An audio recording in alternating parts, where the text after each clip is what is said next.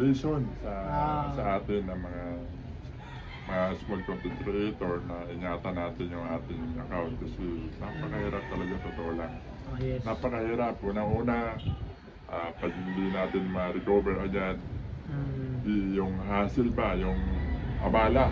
Tama. So, abala, apektado yung ating hanap buhay, lalo na nagpo-post tayo ng ating panghanap buhay doon sa post na yun.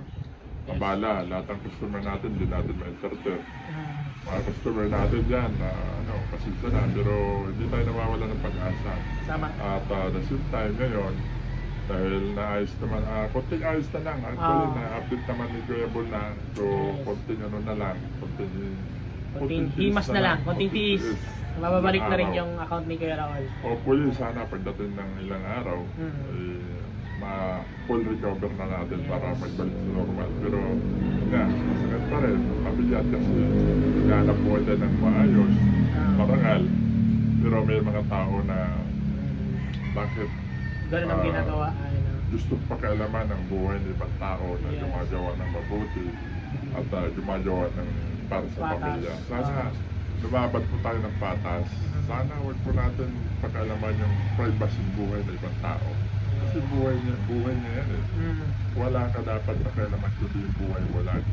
Kung may tutulong ka, tulungan mo na lang. Huwag mo na siyang i-doubt palalo kasi napakahirap po ng buhay niya, totoo lang, lalo kasi sa katulad ko, hirap na rin akong kumilos para maghanap buhay. Maasa na lang ako sa Facebook na pinupost ko yung mga sukit ko na nagpo-comment para orderan, mag-deliver.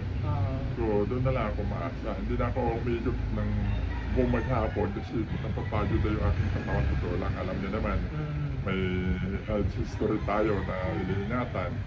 So, buti na lang nandito si Kuya Bol na tumutulong sa akin, hindi ako iniiwanan. Kasi kung hindi, wala, baka iwanan ko na yung Facebook na yon, hindi ko na alam. Nanghinayang tayo kasi bukod sa ilang taon na natin yung tol, sinisikat na sana, di ba? Yes.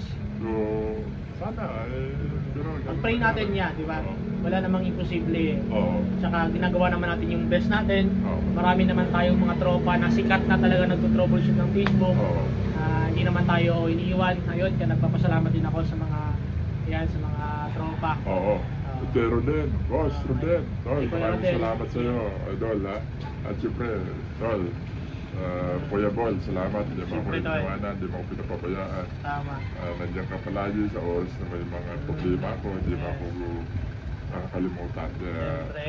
Salud ako sa iyo, tol, dinata mo lang lagi yung sarili mo kasi pag wala ka, dito lang saan ako pupunta eh. Lilipad ako tol, lilipad.